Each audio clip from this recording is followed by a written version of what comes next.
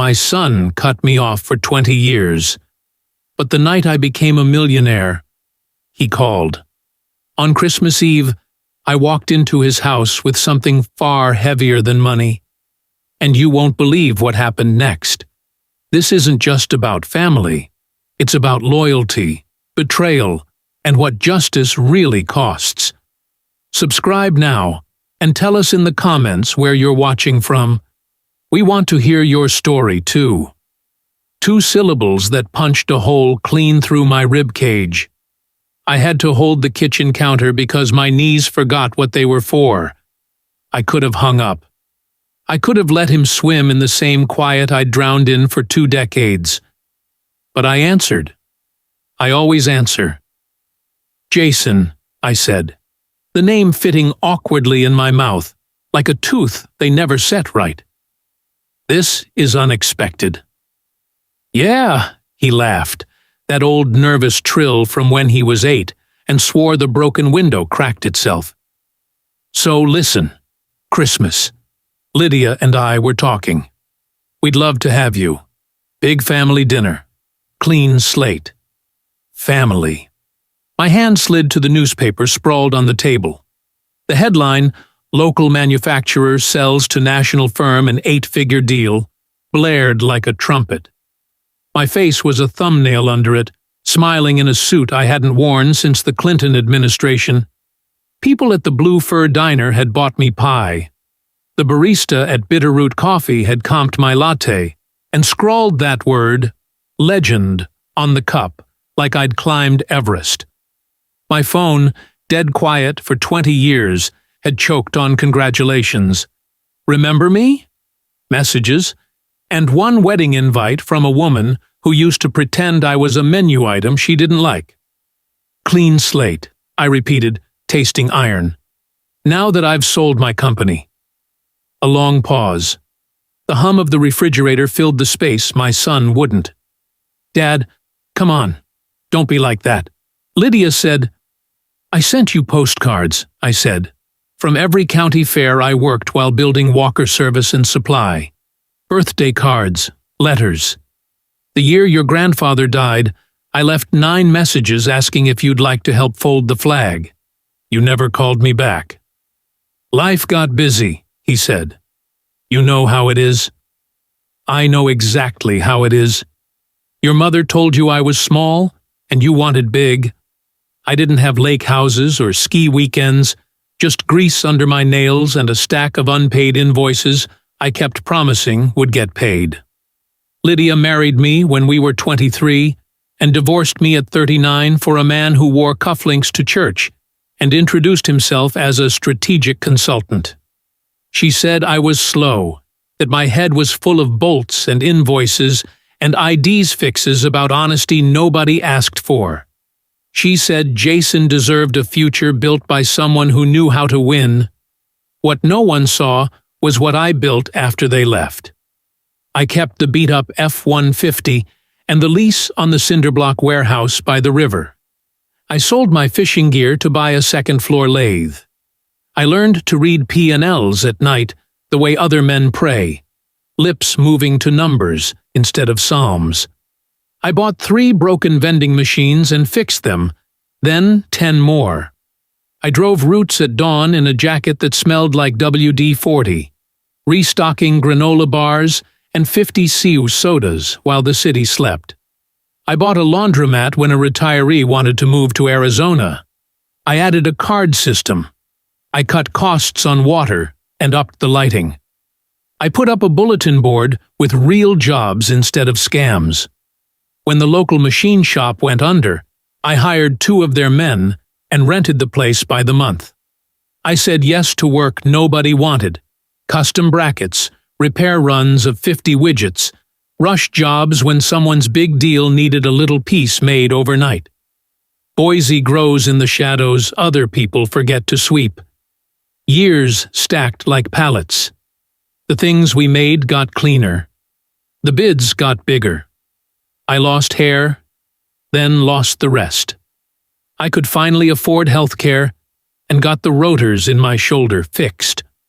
The morning I paid off the warehouse, I stood in the empty bay and cried where no one could see. Then Walker Service and Supply sold, not because I wanted to retire rich and loud, but because I was tired. Tired in a way that coffee can't argue with.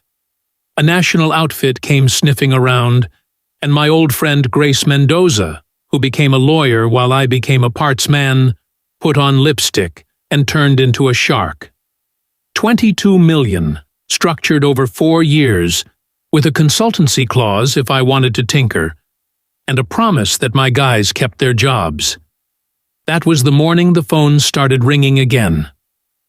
"Christmas," Jason said gently, as if the word itself were soft enough to dress a wound. "Please."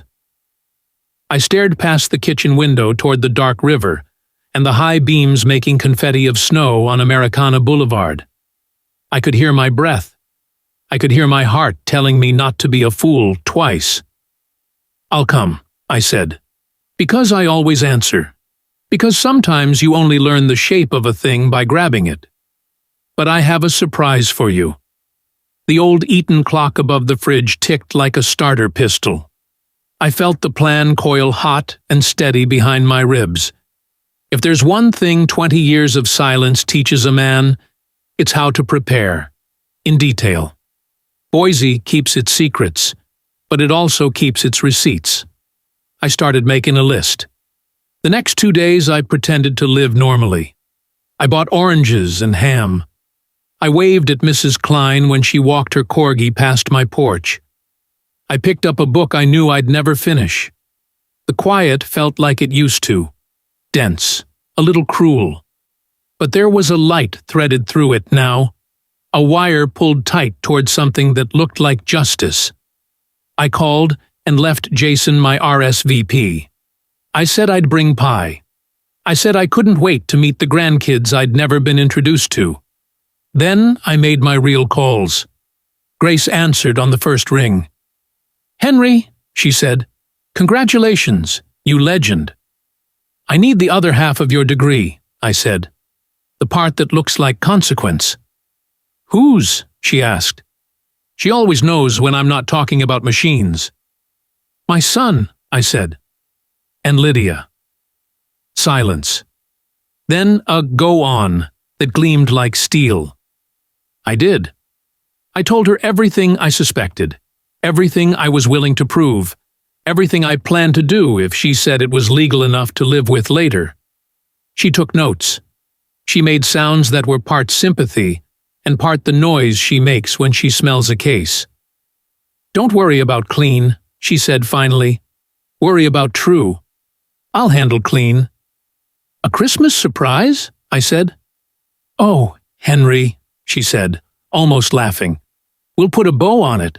The first test was a lie I built like a staircase, each step measured, each riser level. I phoned Jason the next evening with deliberate clumsiness and let desperation color the edges. "Bad timing," I said. The buyer pushed half the purchase price into an earnout. Taxes ballooned. The accountant says, "I'll be fine in a few years, but money's tight now. I might bring dessert, but not gifts." He went quiet. I counted the seconds. 3, 4, 5, and I could hear him fall. "Wow, that's tough." "I'm sorry, Dad. You always land on your feet, though. Listen, about Christmas. Maybe we postpone. Lydia's counting heads and, budgets are tight all around. We don't want you to feel awkward." I stared at the receiver like it had grown teeth. He was the one who called, and now he was graciously releasing me from a dinner I didn't ask for.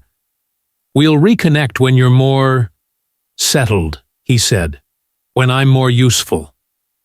I hung up and sat in my empty kitchen and let the hurt crawl around for a minute like a cold cat looking for a warm place to sit. Then I said it out loud. "Good. Now I know." 20 minutes later, the phone rang again. Lydia. Her voice hadn't lost that little upward lilt at the end of sentences, like a question mark she learned in finishing school. "Henry, heard things are complicated. I'm so sorry. This economy. Unforgiving." She was never sorry when she was married to me. She looked at my life back then like it was a draft that needed editing by someone who wore larger watches. But now she was almost gentle. "Heard about the sale," she added quickly, slipping on a compliment like a glove. "So proud. The Jason thing, it's not his fault. He's under pressure. His company's this close, you know? But seed rounds, bridge rounds, the timing, unforgiving." "What is it this time?" I said. "Apps that teach dogs Mandarin?" She laughed, light as meringue. "Oh, Henry, you're funny. It's logistics AI, invoices that file themselves. He's in talks with an investor who could change his life." "How much?" "Nothing outrageous," she said, and I could hear her sliding numbers across the table in her head. 350,000 as a bridge, and, Henry, on a personal note, I didn't want to bring this up, but since it's the holidays, my health.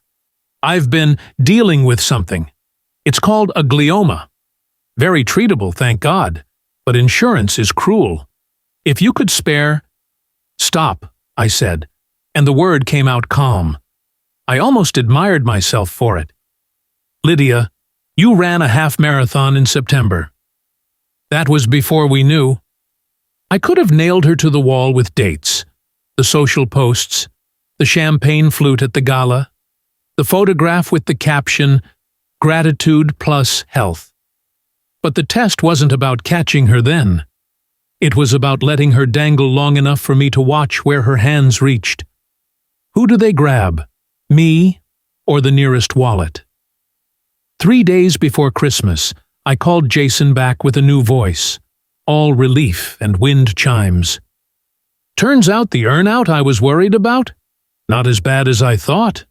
We're liquid. See you Christmas Eve?" The invitation reappeared like a rabbit from a hat. Suddenly, there was room at the table, plates and napkins, and just enough hope to spike a famous punch. "Come early," Jason said. "We'll get some time. Just us." Good. He would have me first. Then he would have the surprise. That night, I took a walk, the kind you take when the air cuts clean and the river carries things you can't. I passed the bronze that downtown people call the man with the briefcase, his metal coat forever blown back by a wind that found him once and never stopped. Boise in December smells like smoke and cinnamon, and sometimes melted tires if the snowmelt hits wrong. I watched couples in puffy coats carry paper bags from stores with names that decide whether you can afford them. I stood in the shadow of the Christmas tree by the Capitol and made a promise to a version of myself who used to sleep in his truck between vending routes. I will not buy love. Not even mine. I reminded myself so I wouldn't soften later. The year Jason refused to step out of my truck because it embarrassed him. The Thanksgiving. I sat alone at Sherry's until the foam died in my coffee. The graduation I only learned about from a newspaper list. 30,000 small betrayals that stacked up into silence, while I stayed alive by building something honest with my hands. I went home and called Grace. "They asked for $350, I said. "Of course they did," she said. "We've got more than enough. Ready for your examples?" "Hit me." She read names. She read numbers. She told me about Nora, a waitress at the Hops House who used to serve Jason when he and his team pretended to be founders at corner tables, all posture and pitch decks. He told Nora he'd make her a social media director if she put 5,000 into the round. She did. He never called her back. 5,000 is a sailboat when you're rich. It's heat in January when you're not. She told me about Mr. and Mrs. Ramos, teachers who thought they were investing in their retirement and liked that Jason was local. They gave him 30,000. He gave them one update, then changed his number. She told me about Cal, an Army vet who sold his Harley, about Ms. Patel, who co-signed a loan for her son's college on the condition he diversify like Jason said they should. About an older man named Earl, who brought cookies to pitches and believed in anyone who seemed to believe in themselves. I wrote each name on a yellow legal pad in block letters that looked like they belonged to a younger man. I drew boxes next to them. I put a check in every box. It felt like building something draw by draw, the way plans for a good machine live first as pencil. I did one more thing too, because money is a tool that can bruise or build. I called the Summit Foundation and asked about a trust for grandchildren whose grandfather has a soft heart but a steel spine. It will not reward bad behavior, I said. It will reward treatment, accountability, education, and humility. It will open when the child comes to me himself, without script or negotiation, and says, I want to be better. And no one else is allowed to ask about it. Ever. You're the boss, the woman said. No, I said. I'm not. That's the point. Values are. I went to bed with the legal pad on my nightstand and the phone under my pillow so I could hear exactly when the past walked up my driveway, rang my bell, and asked to borrow $350,000. I slept like a righteous man and woke up every hour like a guilty one. 2 days before Christmas Eve, I met my son's investors in places my son has never been. We didn't convene at a co-working space with reclaimed barnwood tables and kombucha. We met at the Moonlight Laundromat, where a woman scolded her toddler for climbing inside a dryer, while another lady taught me more about the life cycle of socks than I ever needed to know. I chose it because there's no posturing in a room that smells like bleach and hot metal. You come as you are, or you leave dirty. Nora wore a red scarf and an expression that said she'd believed in worse men for less money. He was charming, she said, almost apologizing, as if charm is a crime the charmed commit. He said he wanted to hire people who knew real work. He asked about my mom. No one asks about my mom. Then he Venmo'd me $50 for the holidays, and I thought, maybe he's different. $50 is a big tip, I said. $50 is bait, she said. He was fishing for trust. Cal arrived in a jacket with patches from places whose names get lodged in throats. He put his palms flat on a folding table like he was ready to take an oath. He looked me in the eye, he said. I was raised to believe that mattered. It does, I said. Or it should. The Ramoses came with a binder.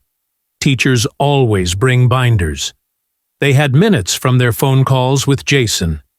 They had phrases in quotation marks. Guaranteed isn't really a word, Mr. Ramos said, embarrassed. But he promised. Well, not promised.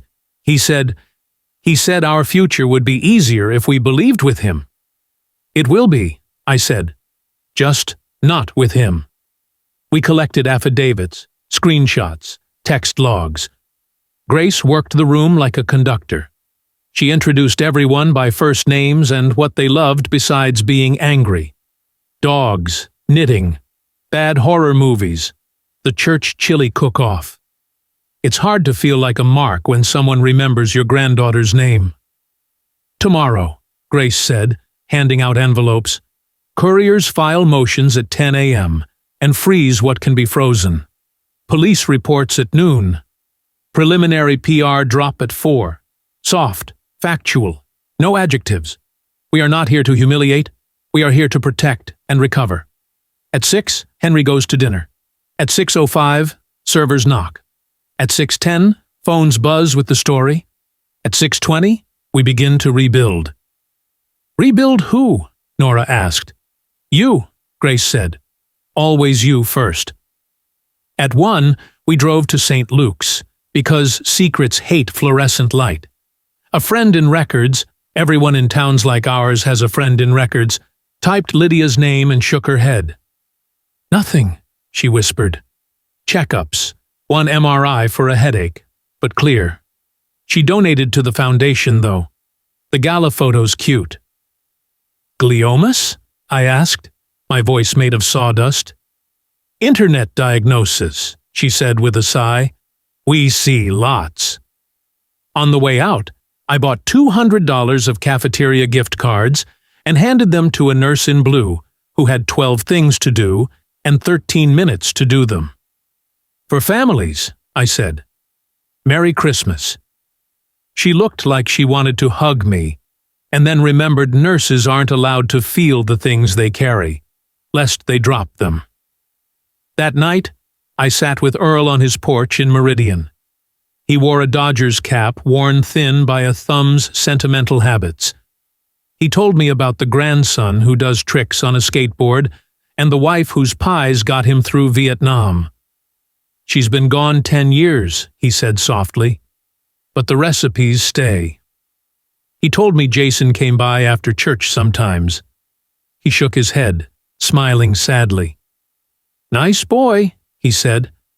All the lies sound like kindness at first, when you're lonely. We stared at the string of blue and white lights sagging under the eaves from a nail that wasn't hammered deep enough. I wanted to rip them down and rehang the whole line.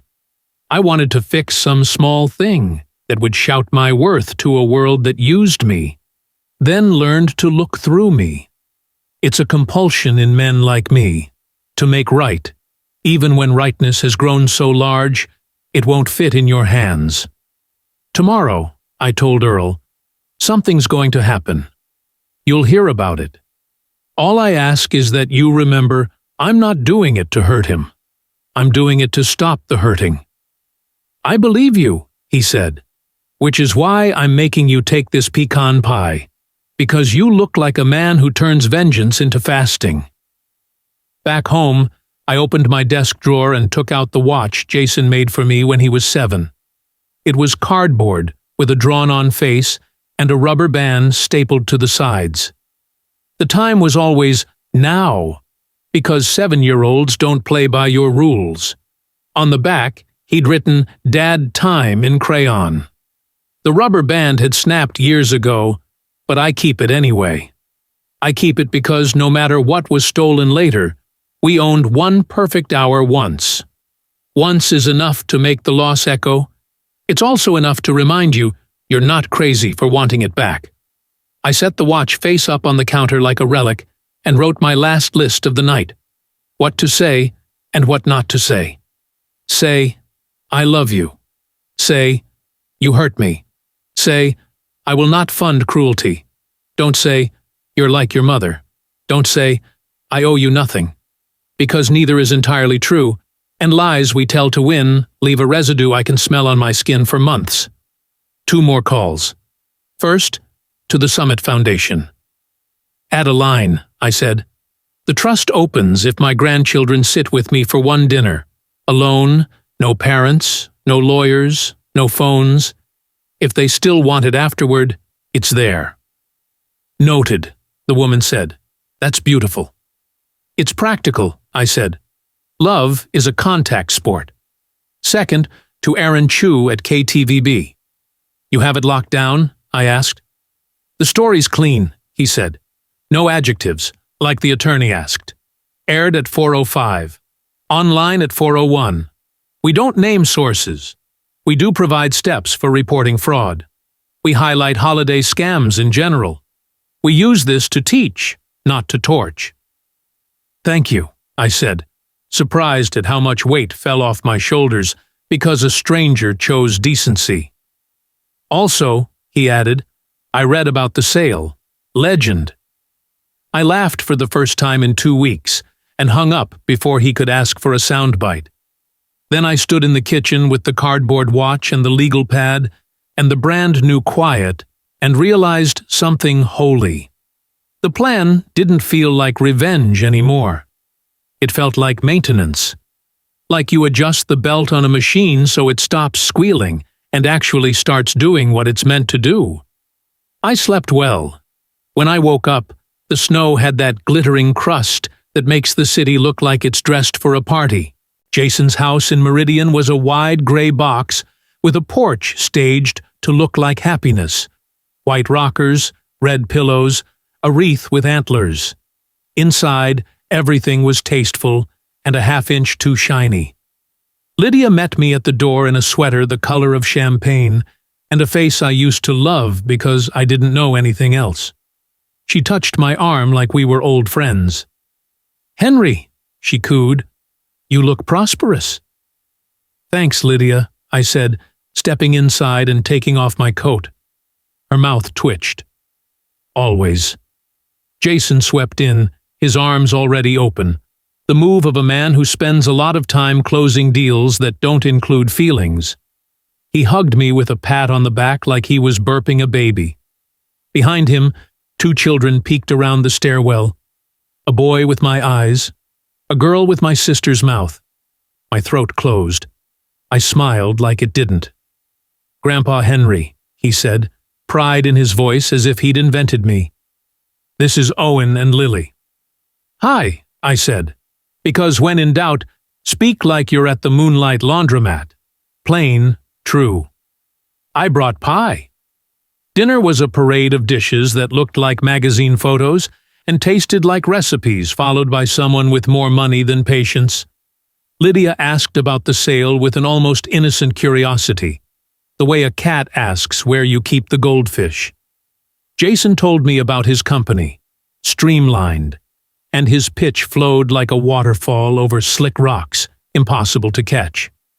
"Invoices are broken," he said. "We're changing the game." "Games have rules," I said. "Invoices are rules." He laughed too loudly. "You always had a way of grounding me." We ate. We chewed. We swallowed around things you can't put on the table. The kids told me about their school plays. I told them about a machine that turns aluminum into snowflakes if you use it wrong. They laughed. Jason looked nervous, like their joy threatened to unbalance his script. Coffee. Dessert. Lydia's eyes moving to my coat as if money had weight, and she could see it from across the room. "Before we open gifts," Jason said, "I wondered if we could talk numbers." "Of course," I said. I stood. My heart beat a little faster, not from fear, but from something that felt like altitude. I brought a surprise. The knock came as if I'd whistled for it. Sharp, authoritative, the sound of consequence dressed for winter. Jason frowned, set his fork down, and went to the door. He opened it to a man in a dark coat, holding a thin stack of papers like a sacrament. "Jason Walker?" the man said. "Yeah." "You've been served." Jason stared at the words. "This is a misunderstanding." Another knock. Lydia floated to answer it like it was a social call. The woman outside wore the same coat and held a similar envelope. "Ms. Lydia Hart?" Lydia smiled. "Yes?" "You've been served." I poured coffee. The room shifted, the way a plane shudders when air disagrees with plans. Jason flipped through pages, his face bleaching, then flushing, then settling into a determined mask I recognized from a little boy who decided he could outrun bedtime if he ran fast enough. This is character assassination. This is—" "Tomorrow," I said evenly. "Lawyers will file motions. Tonight, you're just reading. Then you'll eat dessert, and we'll all go home." "My God," Lydia whispered, holding her papers like they were hot enough to burn. "How did they— who would—" Her phone buzzed, then buzzed again, then began to vibrate so hard against the table it scooted toward the edge like it wanted to jump. She picked it up, and I watched everything in her go still as she read. Her face did a slow-motion collapse I wouldn't wish on anyone. "No," she whispered. "No." Jason grabbed for his own phone. The KTVB headline filled the screen with letters that came for the facts very politely, and then refused to leave. "Holiday scam alert. Local health fundraiser." Questioned. "Law enforcement urges donors to verify claims." They didn't name her. They didn't have to. People always name themselves in the comments if you give them time. "Who did this?" Jason snarled, a vein in his temple pulsing like a telegraph. "Dad, what did you—" "I brought a surprise," I said. "Not a gift." "Money would have been a nicer surprise," Lydia snapped, then flinched because she'd said exactly the thing you're not supposed to say when a camera might be pointed at you. "Mom," Jason said. He looked at me like I was an exam he could ace if he found the trick. "We're family." "Jason," I said, "you called when you thought I had money. You uncalled when you thought I didn't. You called again when you thought I did. That's not family. That's math." "I was under pressure," he said, the words stiff, like he'd rehearsed them for someone else. "Everyone uses everyone a little. That's the world. You taught me work matters. Work is money." "I taught you work matters," I said, my voice quiet enough to lower the temperature in the room by 10 degrees. "I didn't teach you to spend other people's money on high-top sneakers and a sense of importance." "Dad," he said, softening suddenly, pivoting like men do when the sail starts to slip. "Help me and I fix it. $350, I flip the round. We're whole in 6 months. I pay everyone back twice. We have a clean line to Series A." "Series A," I said, "is not a moral category." Lydia stepped in, hand on my arm. The children had been sent upstairs, little shadows bouncing on the landing. I hated that they had to learn this early, that grown-ups can make rooms dangerous without throwing a single thing. "Henry," she said, and I heard the catch in her voice that used to unravel me. "I am sick. I am. The doctors think—" "Lydia," I said, and I put my hand over hers. "You are good at many things. Suffering gracefully isn't one of them." Silence. She pulled back like I'd slapped her. I wished I'd chosen softer words and knew that no words would have soothed a truth that big. Jason crumpled the papers in one hand like that would change the sentence printed on them. "Say you didn't do this," he said. "Say this isn't you." "I'll tell you 2 things that are both true," I said. "I love you, and I won't give you a cent." "But you have millions," he said, scandalized, as if my money were a public resource like a park. "You're my father." "I have money," I said. "Your fatherhood is not a toll road." "So this is revenge," he said, grasping for a frame that would make him a victim. "No," I said. "Revenge is petty and hot. This is maintenance. This is tightening bolts so nothing flies off and kills someone. This is protecting people who trusted you because their mothers raised them to believe eyes mean something." I picked up my coat. I wanted to stay. I wanted to hold my grandchildren and tell them a story about a machine that turns wrong into right if you feed it patience and the truth. But you don't force what isn't ready. You starve it of attention until it learns to cook. At the door, I turned back. Jason stood in the kitchen where I taught him to crack eggs without breaking the yolks. Lydia leaned against the island where I taught her to balance the checkbook when money was a rumor. "There's a third thing that's true," I said. "There's a trust at the Summit Foundation for Owen and Lily. It opens when they come to dinner with me, alone.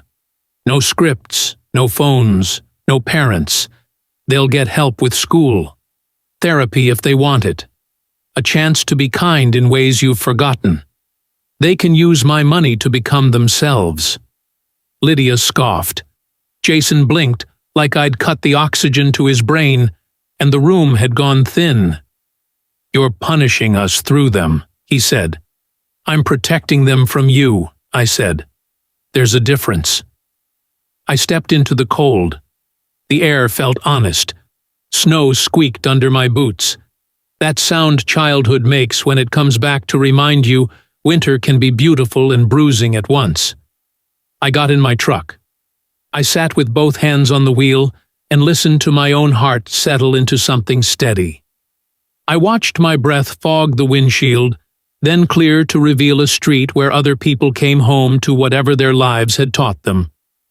I drove away slow, because things that break this clean deserve the courtesy of quiet. The week between Christmas and New Year's always feels like a waiting room. Boise wore its frost like theater makeup. People did their returns, made their lists, went to the gym for a week. The story moved the way stories move now. Fast, then faster, then everywhere, then someone else's. KTVB ran follow-ups featuring a fraud hotline and a consumer protection lawyer who praised victims for coming forward. The words alleged and pending earned their paychecks. The comment sections did what comment sections do. I didn't read them. I read receipts. Grace called daily, then every other day. Emergency motions granted, she said. Accounts frozen. Court dates assigned. Some investors were made whole through recoverable assets. Not all, but some. Not all is a catch in your throat that never fully goes away. You swallow anyway and do the next right thing. I heard through a neighbor that Jason moved back into his house after a week at a hotel with a name that pretends it's richer than it is. Lydia stopped posting photos of smoothies and started posting scripture. The children went back to school and learned fractions and the unquantifiable lesson adults teach without meaning to. Truth is not negotiable.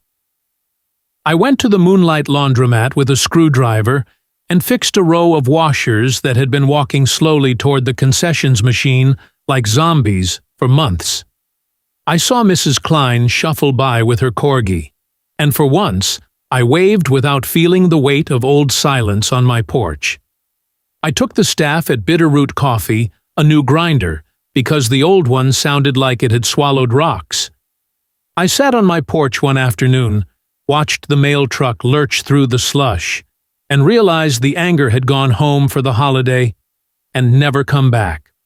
Specific things I did in the months that followed, because the middle of stories needs proof, not just plot.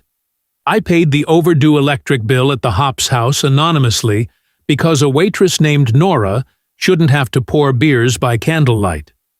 I funded a small scholarship for graduating seniors headed to trade schools and insisted the checks be handed to them by their parents or guardians, not me, because pride belongs first to the people who kept the lights on when it was darkest.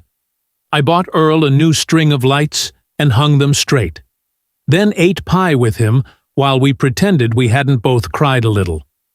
I met with the Summit Foundation to refine the trust. We added a line. The kids could use a portion to help someone else first, so they learn early what money is for. We set aside one afternoon a month for dinner at my house with whoever wanted to show up. People from the list, people not on any list, people whose lists had been burned in some expensive fire years ago. I returned to the shop in a consulting capacity because machines miss you when you're gone. I stood in Bay 2 and listened to a lathe sing, and I felt something that had nothing to do with redemption and everything to do with respect. Jason called in March. The voicemail was 3 minutes and 17 seconds of words that fell all over each other and none of them landing in certainty. He was sorry, but also he'd been under pressure. He loved me, but also he'd learned love is a negotiation. He could make it right if I just understood that right looks like a convertible on a sunny day and a lease on an office where the chairs aren't plastic. I didn't call back. Not yet. We don't heal by sprinting through step 1, 2, and 3, so we can post A before and after. We heal by holding the truth long enough that it changes the shape of your hands. In April, Owen and Lily came to dinner. They arrived in the company of their mother's friend, a neutral party, who dropped them at the curb like precious cargo and gave me a look that said she would call the cavalry if this went sideways. We made pizza, the scratch kind, the kind you knead for 10 minutes and swear at, and then, magically, It's dough. Owen put too much pepperoni on his, like he was trying to armor a small village. Lily put pineapple on hers because people are brave when they haven't been taught otherwise. We ate at my small table. We played with the cardboard watch. I told them the story of how their dad once put a frog in his pocket and forgot about it until it croaked during spelling. We laughed until Lily snorted. And then we laughed at the snort, which is how people become family again. At the end, I said, "There's a fund at a place called the Summit Foundation. It's for kids who want to learn more, make more, love more. It's not a prize. It's a tool. You can use it if you want to build something of your own that helps other people." Owen asked if he could buy 1,000 Lego kits and give them to the hospital. Lily asked if she could pay for kids' lunches who forget their money. I said yes, 1,000 times yes, and passed a paper across the table with a number on it that equaled trust, not currency.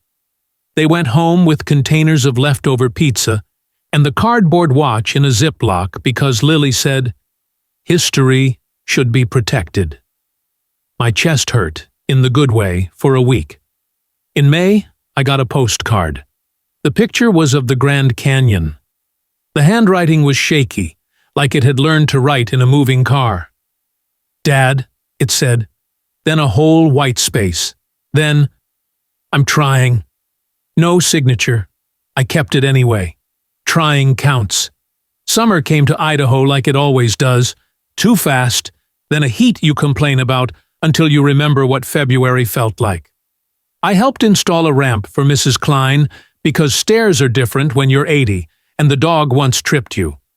I did a workshop at the high school on boring businesses that make real money and watched kids lean forward when I said laundromat, like I'd used a swear word their parents approve of. I went fishing once with Cal and learned that some men talk more in 4 hours on a river than they say all year in rooms. And because the internet never forgets anything it can sell, I got a call from a reporter in September who wanted an update about the scandal that broke at Christmas. I told him there wasn't one. There were people healing and people hiding and people doing both at once. There were legal things I couldn't discuss. There were children learning to say no and sorry in equal appropriate measure. There was a man who fixed washers and thinks forgiveness is a wrench you use often, carefully, with both hands. He asked what I'd learned, and I let the question sit like dough, waiting for it to rise. In the end, this wasn't a story about money. It was about respect, about the weight of silence and the price of coming back too late. I learned that love is real, but it is not blind. It needs truth. It needs honor. And sometimes the most powerful way to love someone is to say no. We can't rewrite the past, but we can choose how we carry it. With dignity, with patience, with courage, and with the hope that the next laugh at our dinner table won't come from strangers, but from family who finally understand the meaning of the word. If this story touched something in you, don't keep it to yourself. Subscribe to the channel, like this video, share it with someone who needs to hear it, and tell us in the comments where you're watching from. Maybe your story can help someone else heal too, because sometimes healing doesn't look like fireworks. It looks like a quiet dinner table, finally full again.